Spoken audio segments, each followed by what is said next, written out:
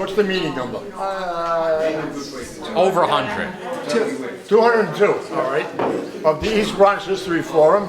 My name is Tom Vasty. I'm the Vice President, and we are honored tonight to have Desai Sperling, hair club for me. He's not just a presenter, he's also the president of the East Bronx History Forum. And we're going to talk about Astor Village. Pelham Gardens part of Astor Village, or Astor Village is part of Pelham Gardens? Pelham Garden is Gould. Pelham Garden was Gould.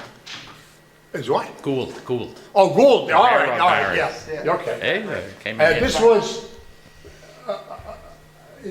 we would say, a virtual of a walking tour we did in November of 2023. And I'm sure there's plenty of people that live up that way. Yeah. And Rich is going to talk about it and see if we learned something. And if you know anything, please let us know. We can always add to it. Take it away, Si. So, welcome everybody. So, I got this brochure from eBay and about Astor Village, and a lot of good information in it. As you said, as John said, there's Gould. I don't know if you can see too well on the far left. It says Gould Estate. That's where that was. And I realized, well, there's not much there. But then you go, if you actually think about it, there's a lot of stuff there just north of Pelham Parkway, in that kind of block of areas, like from Mace to Pelham Parkway North, and then from as far west as Windsor's Road up until where it says Young Avenue. There's a lot of stuff going on there, which maybe we don't think about. You know, if you just drive past it, you know, but there is a lot of stuff going on there. We'll start with Astor first. So, John Jacob Astor, he was German by birth. And where you get the term Waldorf Astoria was from where he was born. In Waldorf, Margravate of Baden, born in 1848. Died in 1844 in 1763 in Baden. And he was interested in trading luxury goods, and he makes his way to the United States. And one of his brothers told him that there's a huge groundswell for people looking to buy luxury items. And that's what he begins to sell. He sells luxury items, furs, things like that, musical instruments. And then he eventually goes into real estate. And he goes into real estate heavy in Lower Manhattan, especially. By 1793, he becomes a citizen of the United States. And he also had control of the American Fur Company. So that was a big thing. Obviously, back then, furs in that time period, furs were still popular at best. Fast forward to his son, and the family is extensive. I started looking through some other family members. The family members they had a prodigious amount of offspring. John Jacob Astor IV is the one we're focusing on. So those are his dates there, 1864 to 1912. He's, again, known for, keeping up the family business, also in real estate.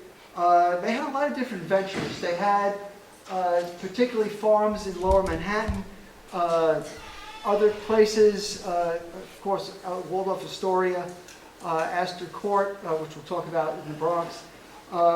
But he drowned, as we know. If you don't, he drowned on the Titanic, making his maiden voyage, April 15, 1912. And his son, Vincent Astor, was known now after that point as the richest young man in the world, after the father had drowned on the Titanic. He was known also too in the hotel industry, St. Regis Hotel in Manhattan. He had refurbished it, and he made it like one of the premier hotels of its day during his time period. A couple of things. His father had a yacht. It was called the Normal, and it was built in City Island. And he also had a yacht too, but the father gave the yacht away for the war effort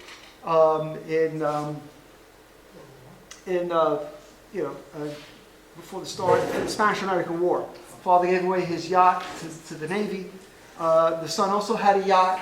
He gave his yacht away. That was built in also in Sea Island as well too. And he gave that yacht away also for the Navy, particularly for World War I. And he was married famously to Brooke Astor, and she died a couple of years ago, if I'm not mistaken. And they had approximately $67 million to give to charitable organizations. And she was responsible for doling out all the money from the foundation to various groups. And she famously gave money to different groups for reading, to help people read and things like that, and also to build a monorail in the Bronx Zoo, and also famously known for Astor Court in the Bronx Zoo as well, also. So here's some of the holdings that they mentioned, get that a little bit clearer. Okay, there we go. So again, known for having the Waldorf Astoria Hotel. Astoria was named after the family too. They never set foot in Astoria. The Astor Market, which is kind of interesting, up over here at 95th Street and I think Broadway. It was only around for about 2 years, but it was like the first indoor supermarket of its day. And that was made by the son, Vincent Astor.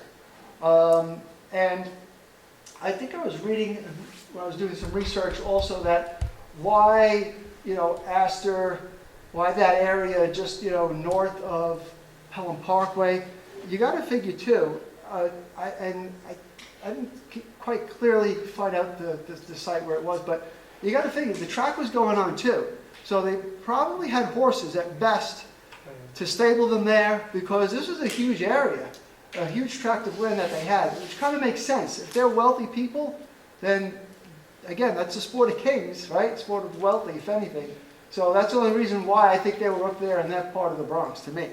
So from what I've been reading too, also. So, but those are some of the places that they had, some of the areas that they had control over. Rich Yeah. specified the Morris Park racetrack. Yeah, right. Sorry, you're right. Exactly. The Morris Park racetrack, which was very close, and especially by the time that they were divvying up lots in the 1920s. So this is 1923 when this idea of Astor Village came around. So they're divvying up lots in the 1920s. That was after the close of the Morris Park racetrack. So it makes sense that they were close to this big, huge swath of land just north of Pelham Parkway. Okay, and it just bodes well, right? Astor Court is another spot, again, that the family gave money to, that Brooke Astor gave money to, part of the $67 million that she had to dole out after Vincent Astor's death in 1912. And Astor Court, known for a couple of buildings, the Primate House, Lion House, a large bird house, elephant house. Now these buildings are different administrative buildings, or they've been repurposed because they're, I guess, not conducive to keeping animals and such, in how they kept them back then in the late, 1800s. So, but again, that's historic, and again, that's where we get that name Astor from. Excuse me, Rich, Yes. the things that were mentioned in Lion House, the Elephant House, was that all stuff that was eventually became the Bronx Zoo? Yes. Well, this was during the Bronx Zoo, definitely, for certain. Yeah, Yeah. the Lion House is now the Lemur House. Yes. The Lemur House? Yeah. So this is just the article from 1923 where they talk about the Astor Village, Astor property, the creation of Astor Village. Again, this is kind of a name made up by developers. I will see a little bit later on how people change names of neighborhoods based on avenues or streets, or what the predominant avenue is. We'll see that a little bit later.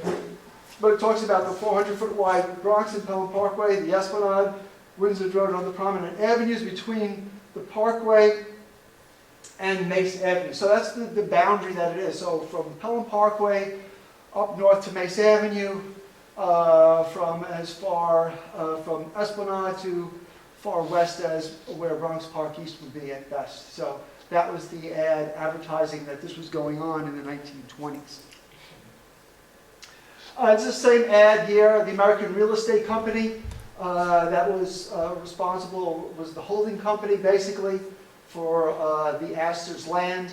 It says there too that his latest operation was purchasing less spreading of one-time John Jacob Astor property.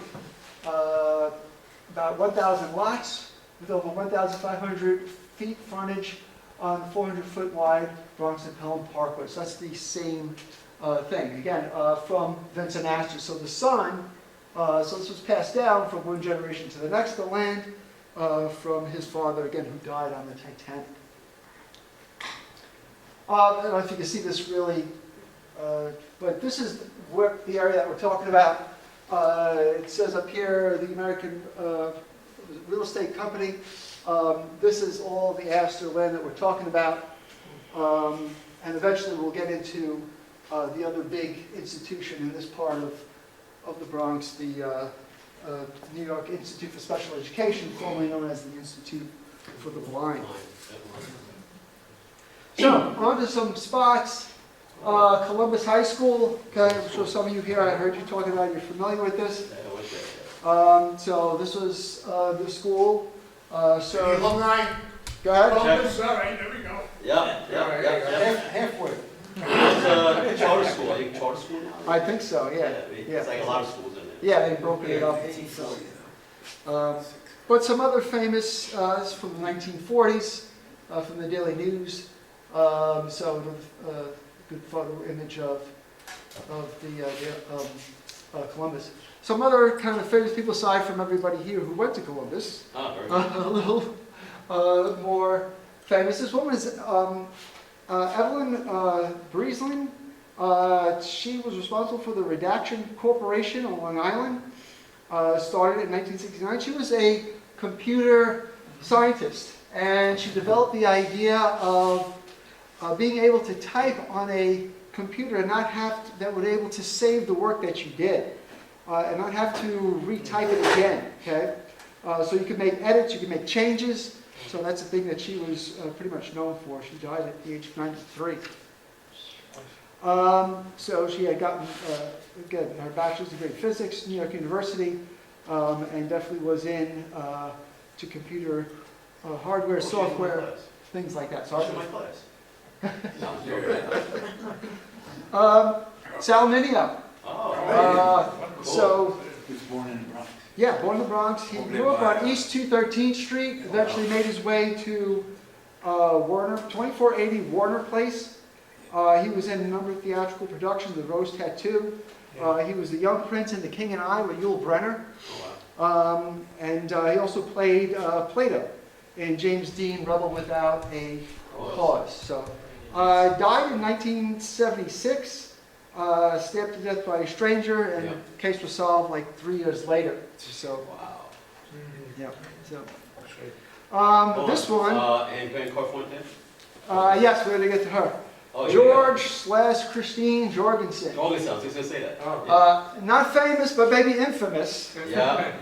Okay, so, you know, he lived when he was, when he was going to school.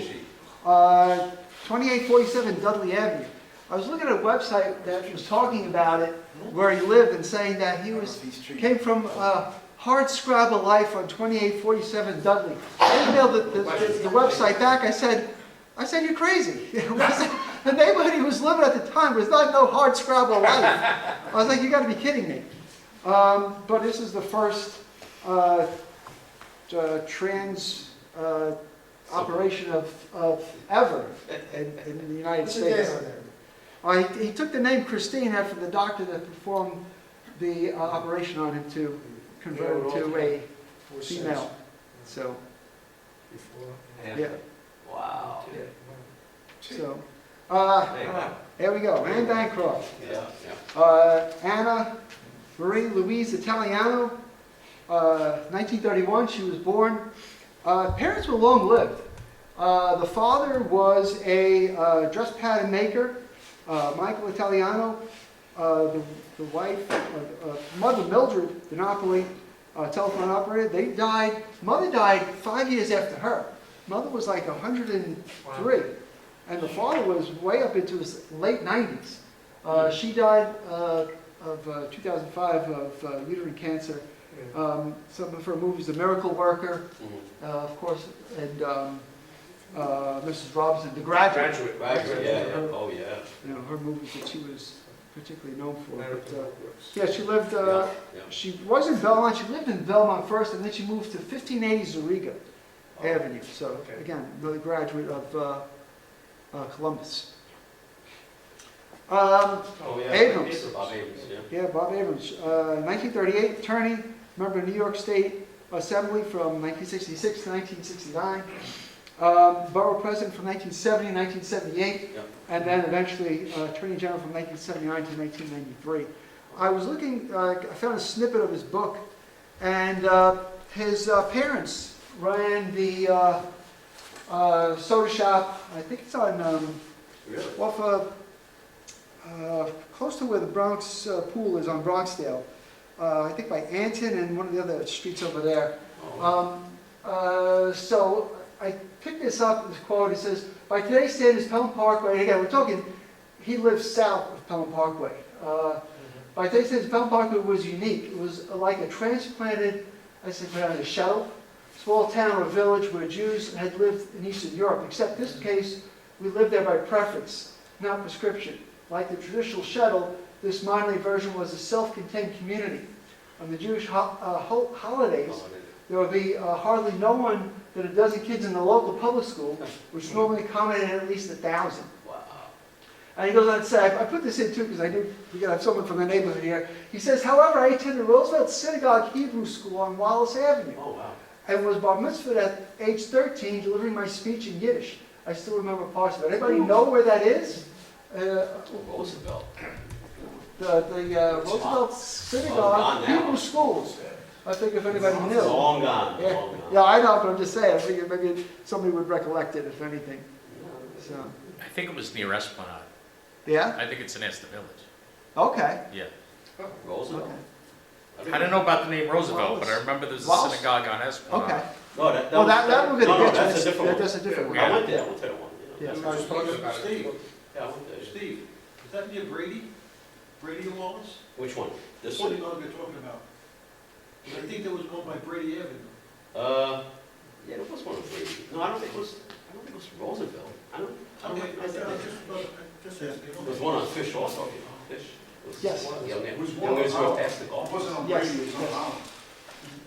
Holland. So this building kind of confused me a bit. I got this from the Department of the Doors, Department of Records, on NYC.gov.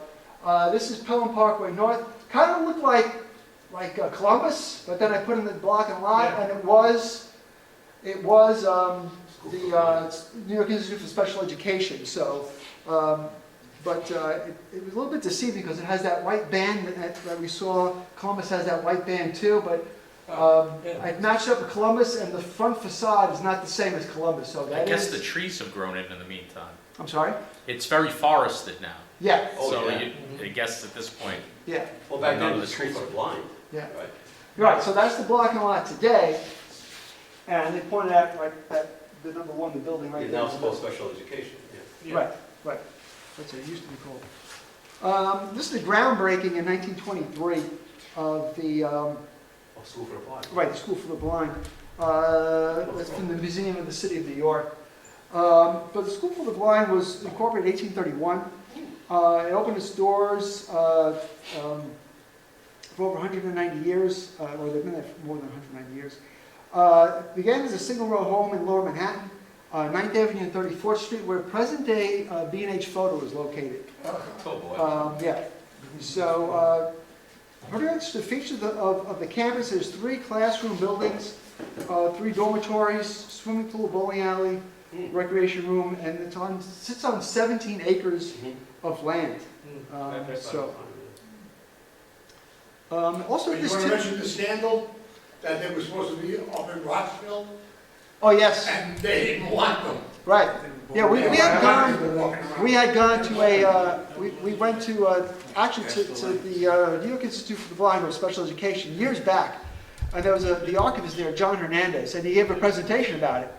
And they wanted to go to Bronxville but the people in Bronxville were writing letters saying that we don't want any of these people, these students here. They're going to degrade our neighborhood and everything. Wow. And, you know, it's crazy. You know, they had no control of the fact that they were blind. But the fact that there's outcry over that, they didn't want the school. It was just, we went back, Tom and I, to go see if we could get another presentation there in the building. But unfortunately, the guy, John Hernandez, had passed away because of COVID. And we got the contact information, but they said they would get back to us, but I haven't heard back from them yet. But we'd like to get back into there one day too, because they have a really extensive archive of like information and the whole history of their institution. So it's kind of interesting. That's terrible. So, yeah. But this is an overview of the School of Education, a good aerial view. This is right from their website Big itself. campus. This is when they were back in, when they were on 34th Street and 9th Avenue, where present day B&H Photo Store is today. So, this is from some of the work that they did, even during World War II. Again, they were around since 1832, so already that's more than, well, they're coming on close to 200 years now, at best, right? So this was since they started down in Manhattan. But this is the story of interesting, how this sergeant from Arkansas had been blinded, and he had made his way to the Bronx, Pelham Parkway, and he was now there teaching children how to do woodworking and shoe repair and things like that, so they have some type of productiveness in their life, and talks about the institute itself. So you even have make believe like a convenience store, campus Yes, store, like they have- you you're buy right. something and they change it. Yes, they had that campus. Yeah. on I think it's Astor, It's on Astor Astor. and Williamsbridge. Yeah, Yeah. Yeah. Is there any mention of the role they played during the Civil War? Did they have any? Good question. I didn't find anything myself, but I'm certain they, you know. Yeah, that's, I didn't even think of that, but that's, I didn't find any research, unfortunately. Even during World War II, shows that they were Navy Department citation. They gave them the citation for excellent work because there were some soldiers who had come back from concentration, from camps, training camps in Japan, and they had lost their sight because of malnutrition. And they helped them bring their eyesight back to, you know, better standards, and that was kind of interesting there too, that they had helped to nurse people back to better eye health. So, a lot of good work they do, definitely. And it seems to me that one of the principals there, Frampton, he had started this Camp Wapanaki, and Camp Wapanaki is up in Vermont. I think he had bought the land himself and then donated it back to the school. He was the principal. And they also have a hall named after him right on Astor Avenue, just across the street from the New York Institute for Special Education. There's a hall named after him. And it was around in the 1940s. The camp was 350 miles from New York City and about 30 miles outside or out from the Canadian border. And it was a place for, again, children who were blind, for them to go to enjoy the summer. Again, people did dorm there and still dorm there as well. So that was the intent, that was the motivation for that. And it's So, just an question. ad, yeah. So you, students live on that campus? Or Yes, go home? they live on the campus. Oh, I didn't They know. live on the They go- campus. Because I always see buses in front of there all the time. They do bus them in, but from when we spoke to the director Uh-huh, this past summer, there was a new director, or they were changing directors. uh-huh. I said, "Do people live on here?" He says, "Yeah, they do." Oh, So- dorm, they would Yeah, go they dorm, dorm. right. Dorm. Really? Yeah, so, Never knew that. yeah.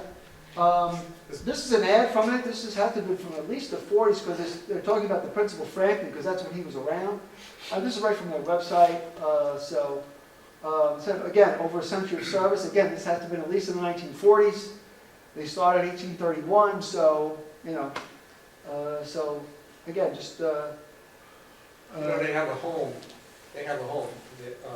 on the property which I believe is supposed to, was for the director.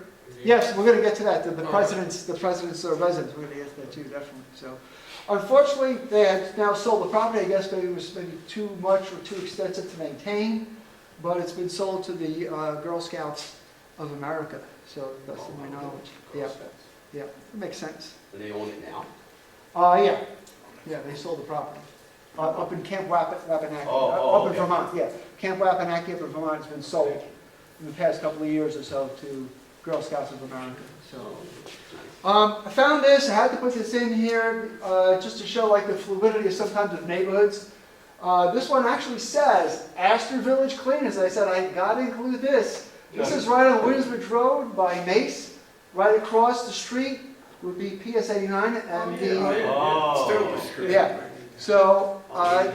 so people did, I guess, yeah, Yeah, so I guess yeah, people did use that term, Astor Village, right? I guess it fell out of favor for the most part, but it was in use.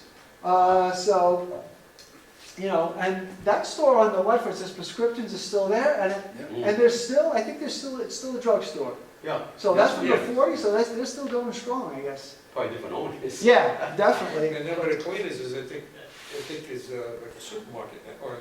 I think so, yeah, I know there's a They supermarket. still a little further down. Yeah, And then Yeah, it's they- further then they down. got, Is there a post office? they got post office there also. Correct. Small Post satellite, office is there. Yeah. satellite post office. Yeah. It's Yeah. closed after that. Yeah, small. Of course it's, they're open. I guess you see the kids hanging out after school, they're probably from PS 89, I would think, right? So, you know. Oh, yeah, that's right. Okay, so, some other things about Astor. It says here, up until 1956, he still had, or the family still had real estate in the Bronx. It says here, John Jacob Astor Estate sold property in the Bronx that has been owned by the Astor family since 1820. They sold a block down by 164th, 165th Street in Clay and Teller. They assessed it for $110,000.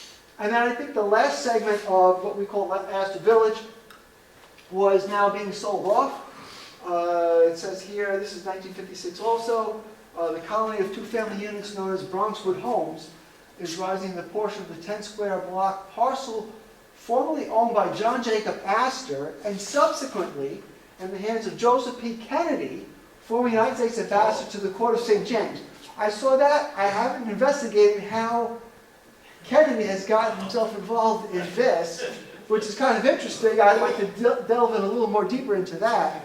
But I just had to put that in because, again, talked about Astor Village and that section of the Bronx and how Kennedy's involved. I don't know. So, Well, that was yes. the Gould home, right? Yeah, the Gould home, it was Gould's daughter that ran it for the Pride Children's Orphanage. It was like a semi-orphanage. Where were they located, the Gould home? Stillwell and Pelham Parkway. Just by where. Oh. But that, I think that's way Oh, off. that was But- UCB. Oh, yeah, Kennedy home. Yeah, it became Yeah. Joseph P. Kennedy home. Yeah. But I think this is a little bit weird because they're talking about Bronxwood and Astor. That's further west No, from that's there. not it. That's a little bit further west, but I can't, there's got to be some connection. Obviously, you're definitely right about that, but how does he get involved in, Yeah. yeah, that's what I'm thinking about. So, Well, the one owned by Kennedy is UCP now, no? Historical Falls. Yeah. But still, Yeah. okay, I put this in here too. This is neighborhood Pelham Parkway is an urban, here's that word again, shuttle. I guess it's, yeah. So this is from the New York Times, and we know sometimes the Times is notorious for getting things wrong, right? It shows Pelham Parkway.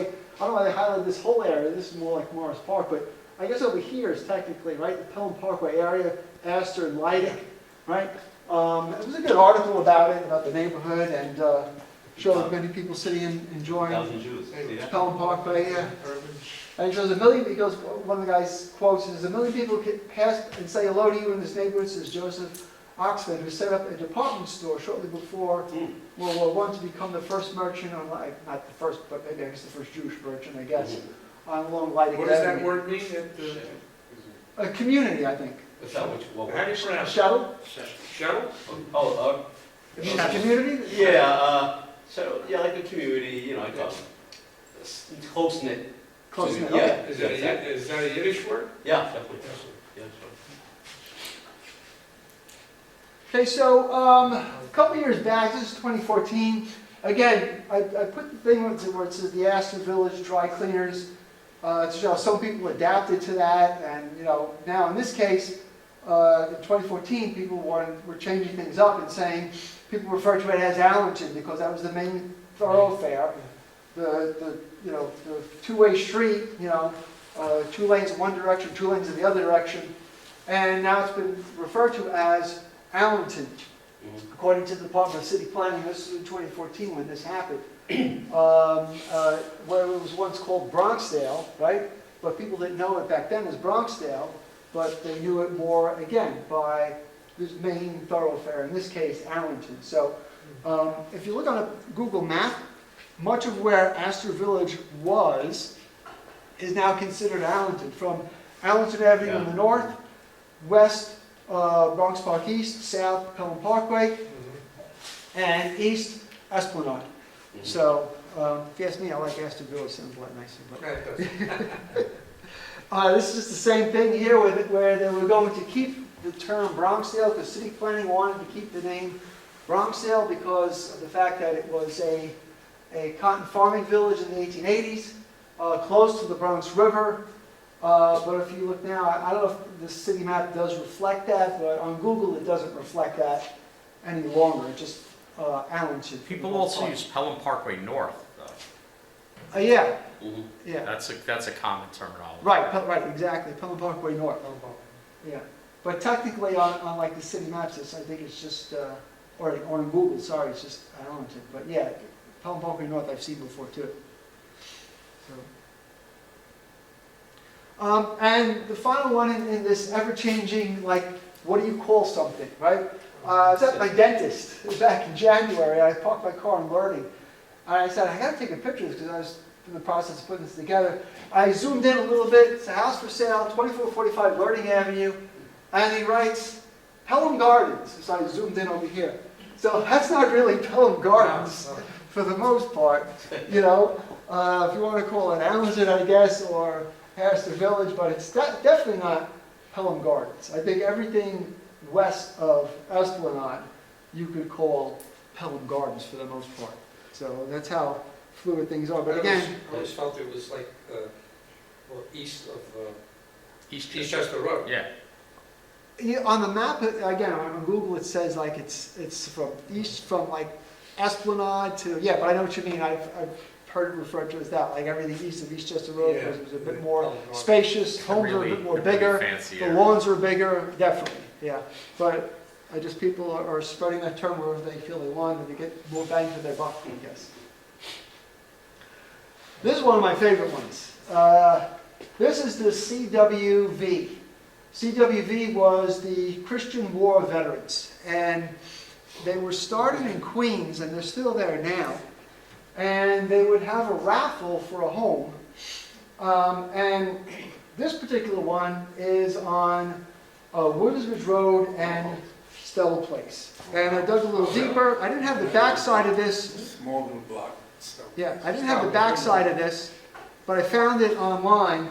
I know Tom gave me a card, I scanned it. But Catholic War Charities, I'm just saying. Catholic War Veterans, Catholic War Charities, sorry. Model home 1952, open daily, March 14th through June 27th. Free public inspection valued at $40,000. It was a 7-room model home, finished basement, recreation room, including a new 1952 Ford automobile, located Woodsbridge Road, corner of Stell. So it's still there now? Yeah, it's still there now. That house. Yeah, it's still there now. Oh, okay. But it looks a little different now, I think. Yeah, that's fine. Oh, But I guess they had these raffles not only here in the Bronx, but also in Queens too. There was one on Parsons Boulevard, I think, and there's another house just like this in Queens. I have a photo that will show you. So they would use this to raise money to help veterans from particularly World War II, Korea. So that's why they were having this particular raffle. It's kinda like This the was forerunner when we had the of, walking tour itself. There's oh, Tom yeah. talking about it. I'm there, and some other history for Oh, yeah, members, and yeah, that's the yeah, house yeah, right yeah. now today. That's it, yeah. Yeah. 40 supermarkets, yeah. So. Block of 40. And here's the same house Nice. Yeah. in Parsons Boulevard and Grand Central Parkway. It's the same exact house, but it's just in Queens. Hmm. So, and there, again, there was another couple others that I saw as well too, that were a little bit different style, but that's what was going on. And also there's another one in Pelham Gardens on Eastchester Road and Pelham Parkway North. There's another one there too. That's Oh, what really? I thought it was. Yeah. When I saw the picture. Yeah, but now this is the other one. I remember Tom telling me about that one. It's on Eastchester Road and Pelham Parkway North. There's another model home. Wow. Yeah. This one, the two buildings I think that they unfortunately destroyed. This one was a Pelham Parkway Nursing Home Rehabilitation Facility. Oh, Laconia. Yeah, I think this went up. I had the certificate of occupancy. I didn't put it in here. I think it was in the mid to early 70s that this building came down and it became the Pelham Parkway Nursing Home. Beautiful building, spacious, nice big lawn. I don't know, something like that gets, well, I probably Yeah, know so, real estate, being what it is, even back then, but, Yeah. It's nursing home. yeah. But it's a shame, it was a beautiful house, but now it's a nursing home. No, I thought this is where the eye center is. No, we're gonna get to that. Oh. When you get that, We're gonna get to that, Oh, yeah. no, We're gonna get to that, yeah. Yeah. Not even close. Yeah. This is a street sign for Joseph A. Morabito. This is on Oh, Walk Joe and I. Mace and Laconia. It's on Laconia and it, with Yeah. Mace. So Joseph Morabito, he was 54 when he died. He was in Afghanistan. He was born in 1958 in the Bronx. He was in law enforcement for over 34 years. He served in the U.S. Navy from 1978 to 1982. He was assigned to the USS Kitty Hawk. And by 1986, he transferred to the Department of Defense Police Counterterrorism Task Force, and he held the rank of lieutenant. In 1997, he transferred to the United States Treasury Department. 2006, he was the international law enforcement. He was hired as an international law enforcement professional, and he went to Iraq. He was a mentor for the Iraq National Police Force, and in 2011, he was deployed to Afghanistan. And it was there, unfortunately, where he met his fate. He was training Afghan National Police, Oh, and in June 8th, 2013, he was fatally shot by someone dressed as a Afghan National Army attire. So, unfortunately, that's was his downfall. But Former Assemblyman Walk Joe and I. sorry, yes, that was Joe and I when they Yeah, had the Street name. the street coding, exactly. Yeah, Yeah. yeah. So that's Laconia. today, right now, we're in Laconia and Mace, again, right by, across from where the nursing home is located. That's a picture of him. He also cooked while he was in the military, and his friends or his comrades in the military refer to him as commonly as Joey Pots and Pans, because he was Oh, Joey Pots and known for cooking. yeah, Bo Deedle always talked about it. Sorry? Bo Deedle? You know, Oh, yeah, I He heard. would always refer to Joey Pots and Pans. Okay. Really? Yeah. Right, so yeah, that's a picture of him. So, St. Catherine's. Oh. This was a picture I took when they were adding the addition on to the building. So they started had its beginnings. Manhattan. Manhattan, exactly.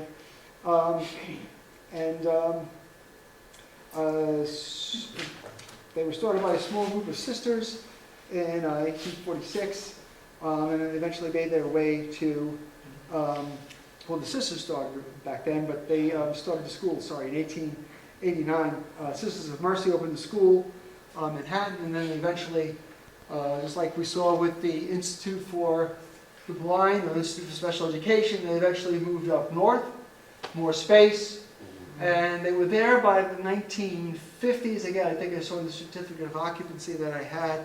About 1955, 54, if I'm not mistaken, that they had been there. And then they had made this addition about, already now, 5 years ago. So it was almost finished by then in August of 2021. So you figure by August, or by the end of the year, by 2022, it was probably fully up and running. So Do we know what was there before? that's the thing. I looked in the tax photos from the 40s, and there was Nothing?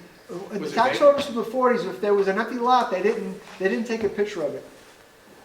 They only took pictures of physical buildings that were on the lot. If there was nothing there, they didn't take a picture of it. Tax photos from the 80s, they took a picture of everything. If it was an empty lot, then they would take a picture of the empty lot also. So I have no idea what was there. So unfortunately, so that was just Dorothy giving her talk, and Tom holding a photo of School for a moment. yeah. Oh, okay. That was in 2023. So it was already finished by then, obviously. So of the extension. I took this this was during the pandemic. You know, nothing else to do. Drive around. I said, well, let me take a picture of this, because it was just so neat. Just these big, huge pipes. I guess the Con Edison was doing work, and the whole ground was broken up. It's by Peace Plaza Memorial. So I said, you know, but as you can see, that Peace Plaza Memorial in the background. Mhm. So this is that Peace Plaza Memorial. Rudy Messina, Mhm. Peace Plaza Memorial. I'm sure you gentlemen know who he is.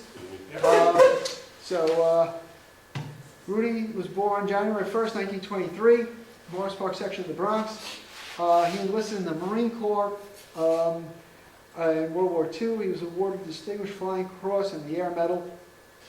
And he adopted the subway station just north of that, the Pelham Parkway station. He kept it clean, kept the graffiti off of it, painted it, and he was the driving force behind getting that triangle, and that's how there's its name, Rudy Messina Peace Plaza Memorial.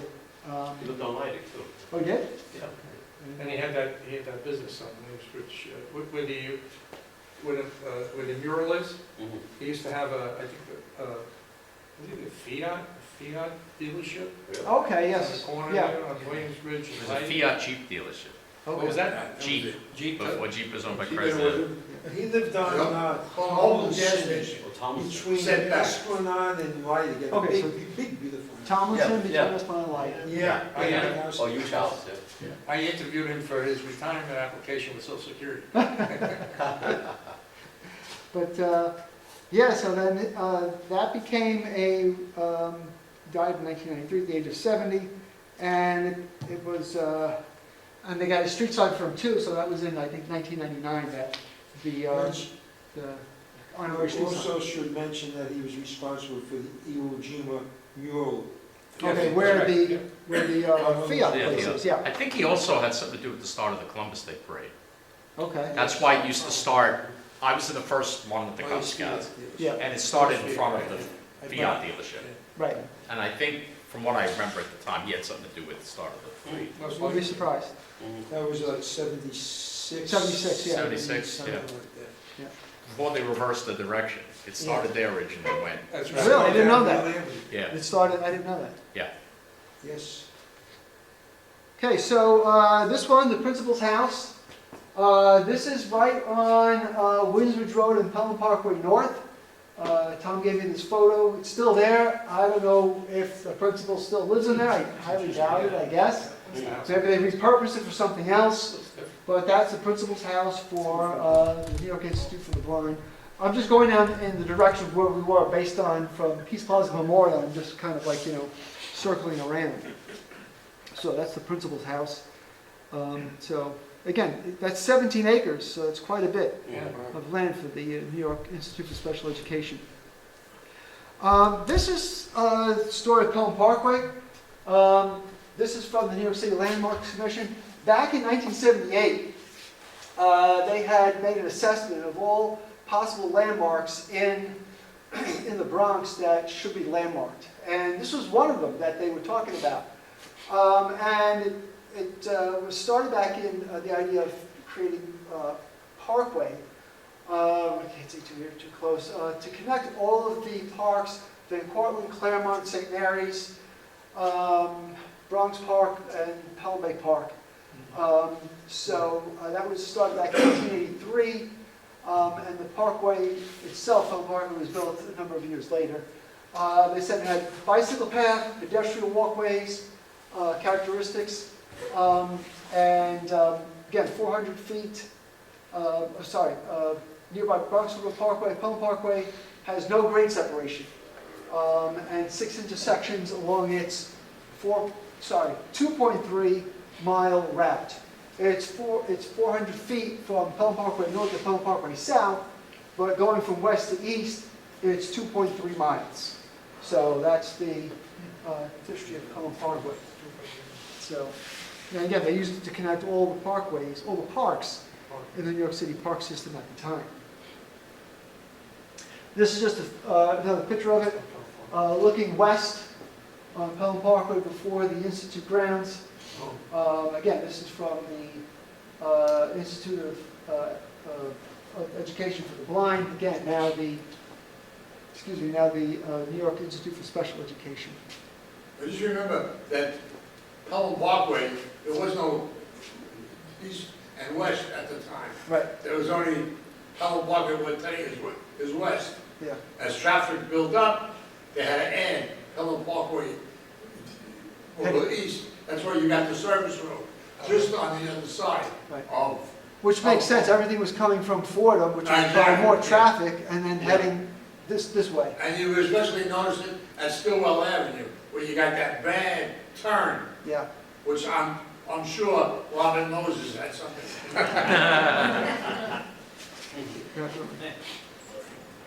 So, as we progress along, this was Alfred Santangelo. There's a sign for him too, and we'll see that as well. By the subway station. Yeah. Really? Yeah, the number 5. Right. Yeah, So, you have to work out of this. So, Santangelo was obviously a lawyer, born 1912, Columbia School of Law, 1938, been to the bar, 1939. He was a New York State Senator from 1947 to 1950, and then from 1953 to 1956. And he was elected as Democrat to the 85th and to the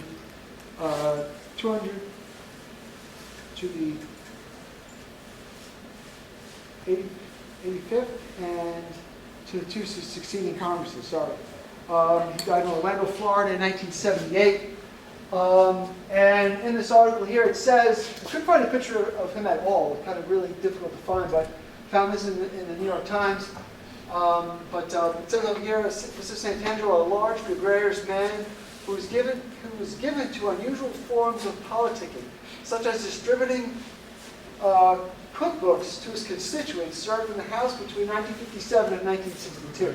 So I guess that was his shtick that he did to give out cookbooks to his potential voters. So, but again, the street sign named after him. This was in 1991. Alfred E. Santangelo Plaza.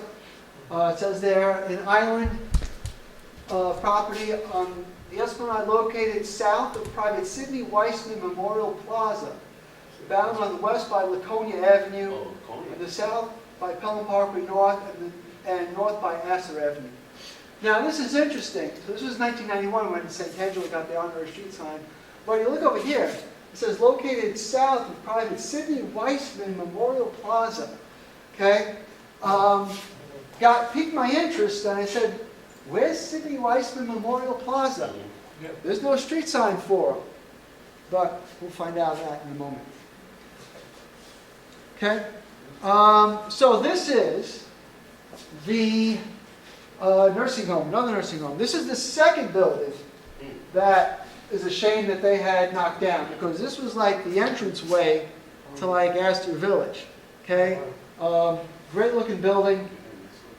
So yes, Here, this is the Parkway Manor Nursing Home, a home in the park. Okay, says catering to convalescents, chronics, I guess some type of chronic illness, retired guests, aged, diabetics, and bedridden. I guess if you had diabetes, that was the, a lot of people have that today. I know people not going to a nursing home, but back then, I guess it was something that was, just in the beginnings of, right? Yeah, Make note of the address, yeah, because it doesn't align with what's there now. right. 1011 Pelham Parkway North. The address there now is 1101 One. Pelham Parkway North. Oh. Yeah. So I looked to try, well, yeah, we do have the tax photo for this, but I didn't find a tax photo from the 1980s for this one. I only found it from the 1940s. So this was, again, just me getting into the finer details of it. I was trying to figure out, it came online, the New York Eye Surgery Center in 1988, if I'm not mistaken. And I was looking through the deeds and everything to try and find out, because the building has to have been up. It was like the mid to late 80s, so I don't remember it myself. Do you have any idea, Tom, of when the building? No, because I remember when the nursing home was painted green. Right. It was a real ugly color. And then one day I rode by it and it was gone. How would you figure, like the 80s? I think I was still in Columbus. So that had to be in the late 60s. I Okay, think the building was still up then. okay. So by the late 70s, early 80s, yes. Then it was gone by that time and the eye center. It was Right, and gone. nobody did nothing with it, I guess. It wasn't there, we moved into there with 77. Yeah. And that corner was just vacant. Vacant, yeah, because I think the eye center was built to the mid-late 80s. Yeah. Yeah, yeah. And then next to that, there was a private home that was set back, where I guess they bought that property as well. But the Eye Surgery Center itself was established in 1971. It was called Concourse Ophthalmology Associates, and their office was located at 1938 Grand Concourse, and then they eventually relocated in 1976 to 1940 Grand Concourse. And then in the 1980s, they made their way to Pelham Parkway. I don't have an exact date for that. But they see approximately, according to the website, 30,000 patient visits a year and 150 patients a day. Shortly after they, or maybe a year or two after they opened, they wanted to, put the Esplanade itself behind the station, Right. the station. Yeah. They wanted to make it a parking lot. Oh, wow. So the neighbors Complained, yeah. bought it and they Yeah. didn't do it. Thankfully, it's still just grassy Yeah, area. yeah. So this is what it looked like. Again, 1101 Pelham Parkway North. That's what it looked like for the tax photo. Again, like this, between that and the nursing home on Laconia, I think one of the really nice attractive buildings that they had, and especially this one. This is like like I said, the entranceway into the neighborhood, and unfortunately, it's not there anymore. There's a picture of it now, present day. So, So you got it with the snow. yeah.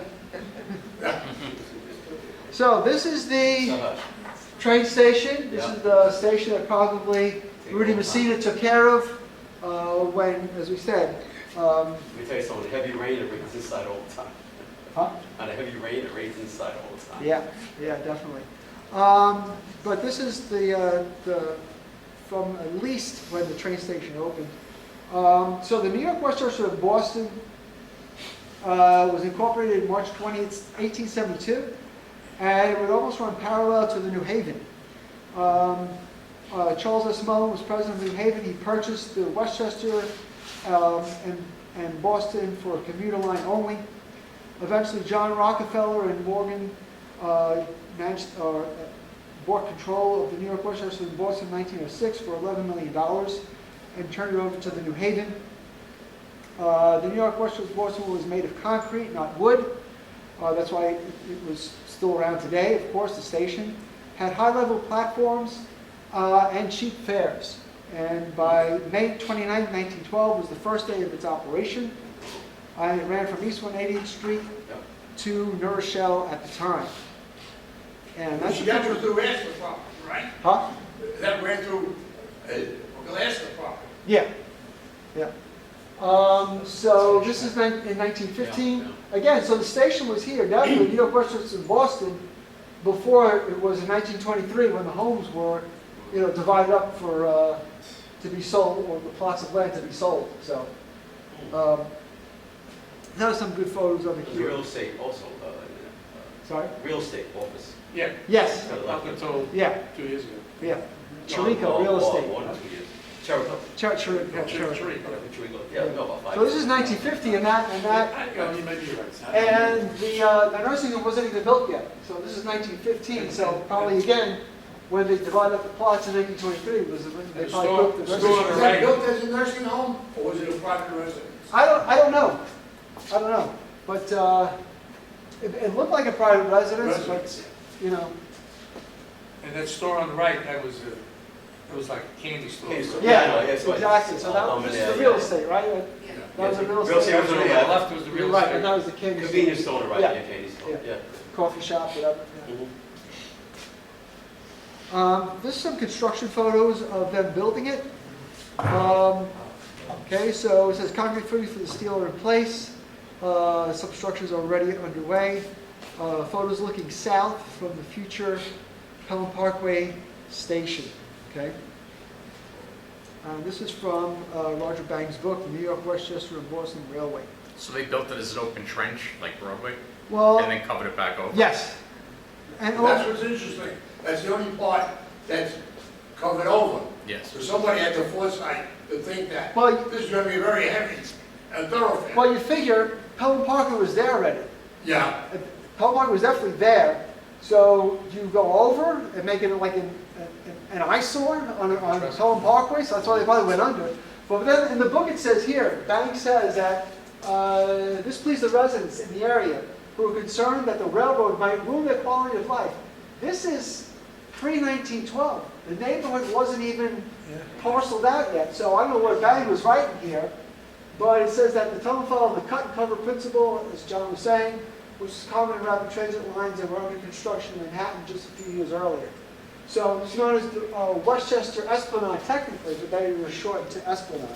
So, they're saying that they were looking to preserve or keep the quality of life in the neighborhood, but again, the neighborhood wasn't plotted out yet. And Mars Park wasn't either. Right, exactly. So maybe there was some homes there, I guess, or maybe Astor had some influence and said, to say, you're not going to put yeah, okay. steel girders Yeah. across Pelham Parkway, because he owned the land, he probably must have had some influence, I guess. Speaking of that, Rich, I don't know if anybody else is aware of this or heard of this, but supposedly, I don't know if it was Robert Moses or they wanted to take the Sheridan Expressway Yeah, and expand it all the way. Yes. Right? right, I So heard that too. that would have been an eyesore. Oh, yeah. Yeah, but I think that was gonna follow these train tracks. Because I know my mother always said it would have gone over our house if it was built. So, Wow. and it, between like, let's say Socket and Pierce, or, Yeah. and over that train, following that train line. There's some more construction photos as they were building it. So, But that was the open cut. Yeah. It's filled in. right, and they're starting to fill it in. That's the steel girders. So the trains were going to be running on where the soil is on the bottom. So, this is just another photo. This is looking north from Pelham Parkway.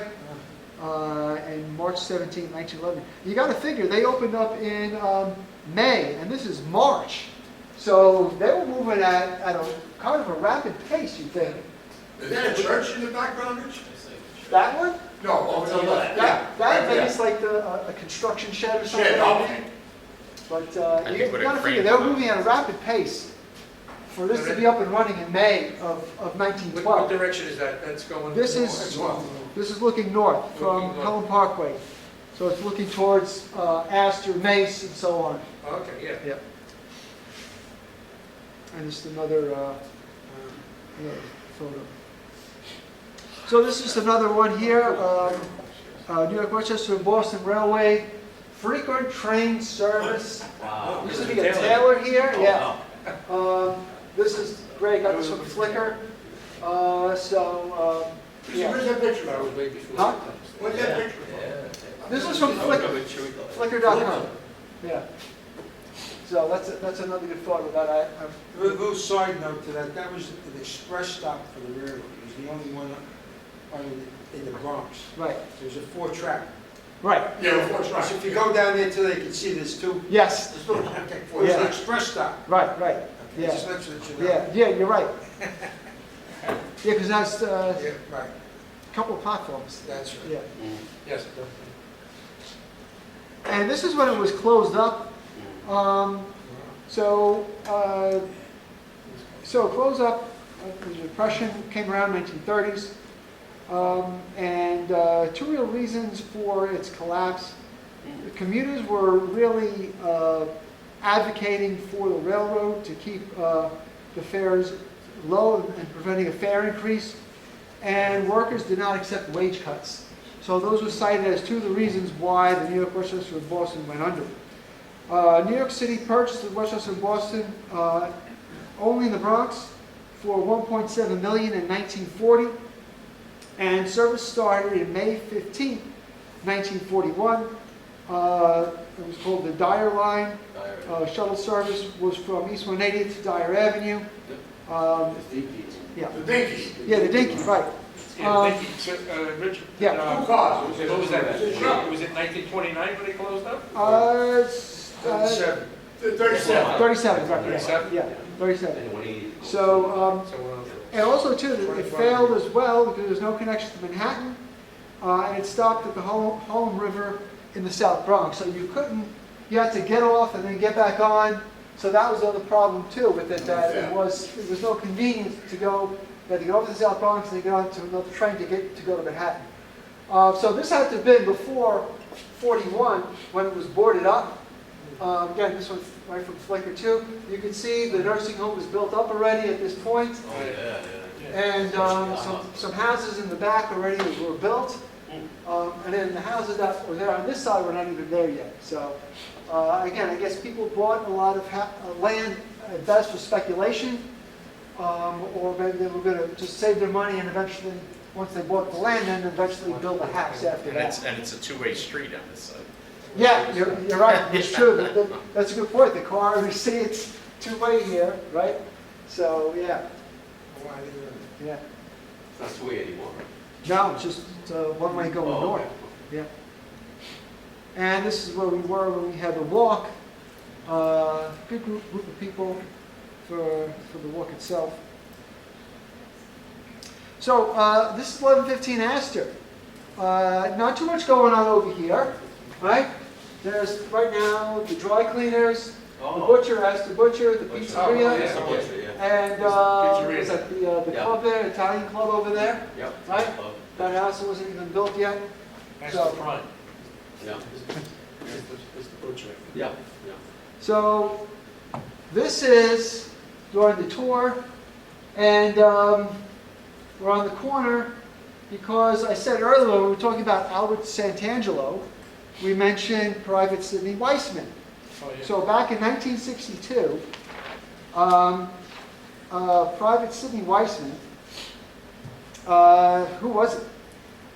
He was killed November 16, 1943, at the age of 30, after approximately 1 year of active service with Company B, the 34th Signal Construction Battalion of the Signal Corps. He was stationed in Oran, Africa, when his battalion was ordered to join a convoy heading to the Burma Road. He sailed with his company on the British ship Rona, and was attacked by German bombers. The Rona was one of the first ships to be struck by kind of like torpedoes, or not torpedoes, it's more radio-controlled, they believe radio-controlled bombs. And that's what they were, when the ship was sunk, there was a lot of secrecy in terms of why the ship was sunk. And that was one of the reasons, because they believed that the Germans had these radio-controlled bombs from their airplanes that they were flying at this ship, the Rona. And so many families, when their sons died, there was like at least over 1,000 Americans were dead on this transport ship, this British transport ship. And they kept it quiet for so many years, and that was the reason why. It says here that the Rona was one of the first ships to be attacked by these radio-controlled bombs. After the war, two of his buddies of his reported to his family that when they last saw him that he was alive and helping others who were wounded. And the sinking of the Rona was the first major loss to the United States. This was in 1943 when it was sunk in November 43. And this was in 62 when his friends had, or when the community had come together to memorialize him with a street sign. So where is it? Right, so here we go. Longitudinal strip, center line of Esplanade having, on the north side, or sorry, south side of Astor, 300 feet in length. So it should be just to my right in this photo. And it wasn't there, but I'll get to that in a minute. Here was his draft card. One of our board members, Anthony Piscata, is definitely into, he does a lot of work in cemeteries. He found for me the draft card. He was drafted from 775 East 175th Street in the Bronx. Father was Sam. For his name it says Self. I don't know what he did for a living. But here was from the National Jewish Warfare Bureau of War Records. Okay, again, shows his address. Now, 765 East 175th Street. His mother was Rose Weissman. So it was authenticated.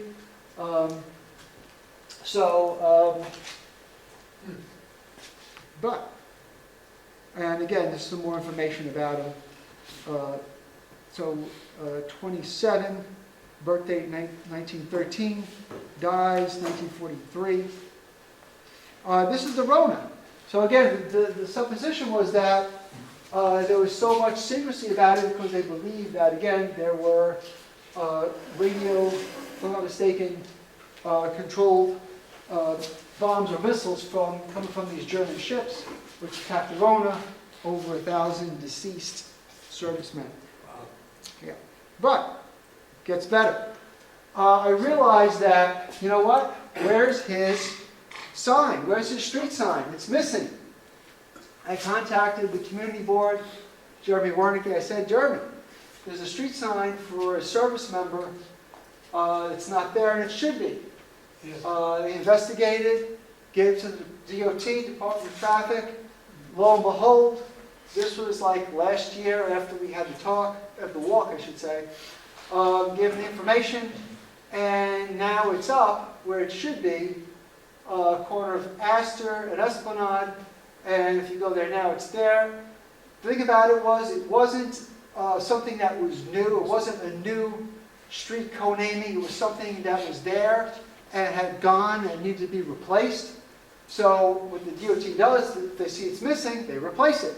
So unceremoniously, they put it back, unfortunately, but it's back where it should be. And by October, Thanks to you, right? by October, Good job, Richard. thank you, of 2025, it was back. I noticed it back. They don't tell you they're going to put it back. They just put it back. Whatever the whim, whenever they get a chance, they put it back. So Sidney Weissman is back where he belongs. And again, he was on the ship the Rona. If you look it up, there's a lot of information about the ship the Rona. Type it into Google. There's a whole Is it society. R-O-N-A or R-H? R-H-O-N-A. You type it in, the USS Rona or HMT Rona, because it was a British ship. There's a whole bunch of information about it. There's like YouTube sites about it, and just a lot of information. Wow. So yeah, take a look What's at the T for? HM? Transport. it. Yeah, probably. Yeah. His Majesty's Transport, right? Majesty, Makes yeah. sense. Yeah. Oh, it's a ship. Yeah. HMS, right? Okay, so we're coming to the end. And this is where we have group participation. Oh. Steve, this is the, Oh, that's the, That's Senator? yeah, Oh, which this part? is the Community Center of Israel Synagogue. Organized 1954, I have, that's all the information I have. I think it's Numerous 29th addresses, Esplanade. 2435, 2437, 2439 Esplanade Avenue, block 4455, lot 79, right there. Oh, okay. That was the synagogue in the 1940s. And this is where we ended our tour. This is the Oh, synagogue. yeah, there it is, yeah. And the- 2440, yeah. Yeah, in the 1980s. And Before they closed up. So boarded up now, right? yeah. Yeah, boy. It's closed up. I don't know, but Mr. Glosser, if you want to come up and tell us about it, you're more than I'll welcome to say tell this. us about it. We closed up, I was on the board of directors many years. I was young back then. You have to have a quorum to have a service. So all the older gentlemen passed away, their families moved away. We ended up closing up. What year you closed? Late 80s, I think was it late 80s or late 90s? Early 90s, I think. Maybe 90s, yeah. So what happened was, we found a buyer. So it was a Chabad, which is another Jewish organization of the medical community. So they were going to buy the property. So okay, fine. We sold it to them for $1. $1. They were going to put in a daycare, and after school. They're going to put in a swimming pool. They're going to put in a mikveh, if anyone knows what a mikveh is, for a memorial bath, like Tom was saying. None of that ever happened. What they did, they flipped the property, and they sold it for to a contractor for like $1.25 million. Within a month or two, he flipped it just like that. So now the contractor can't build on that property because there's subways underneath. So you can only build one level. You can't go high. So it's just that's why nothing has happened there, because you can only build like ranch housing, I guess. So he's using it as a tax write-off. But the rabbi from the Chabad, I'm not going to say his name because he's well known in the Jacoby area, but he just he conned us basically. Yeah, that's what he did. Yeah, so that's what ended up happening. So same thing happened at Young Israel Astor Gardens on Fish Avenue in Yes, Allentown. those are houses now. Now it's houses. That was another temple. That was a few blocks from the Esplanade, not far. Yeah. Yeah. That's So the one I had in mind. yeah, that was Young Israel Astor Gardens, Fish and Allentown, and it was corner property, and it was sold also to a contractor. Or what else? It was closed for many years, and since it's corner property, he got prime real estate, and he put a couple private houses. Yes. I don't know how many. I don't go there too often. Put about maybe half a dozen or so. Private But houses. at least they're within reason, and not like, huge tall building, they're like it's a one or two family home. But the old Young Israel, when I was going, we had 2 ballrooms. It's humongous property. It's have Hanukkah parties, New Year's parties, the ballrooms.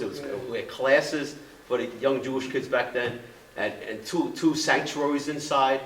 And if the building goes around the corner, Pierce Hall, whatever, I think it's Pierce Hall, right?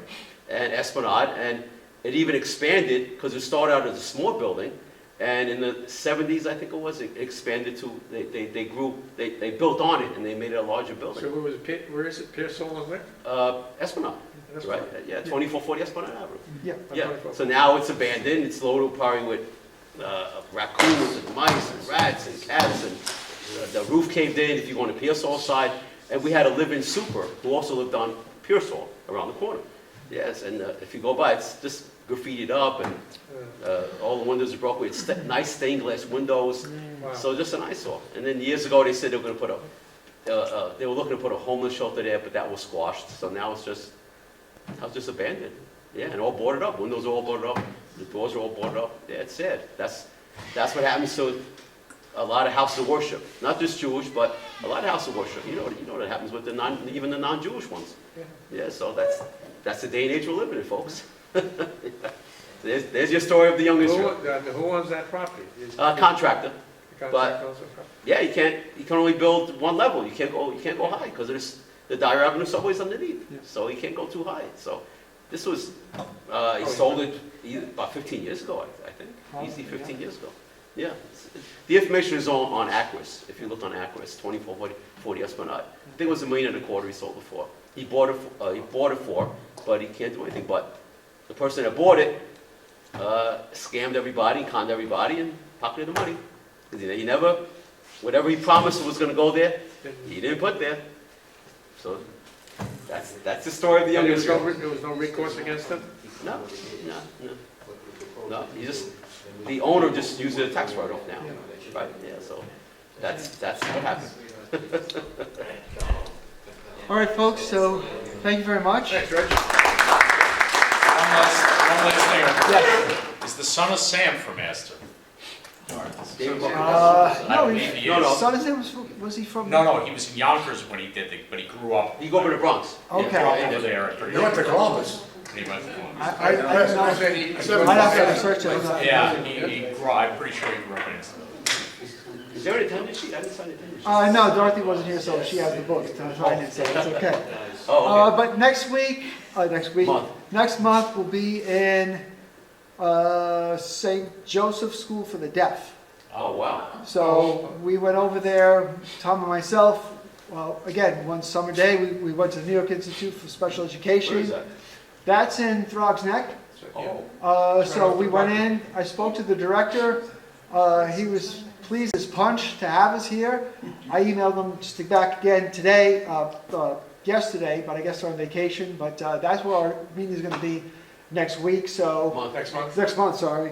Yeah, next month, so we're gonna be in St. Joseph School for the Deaf.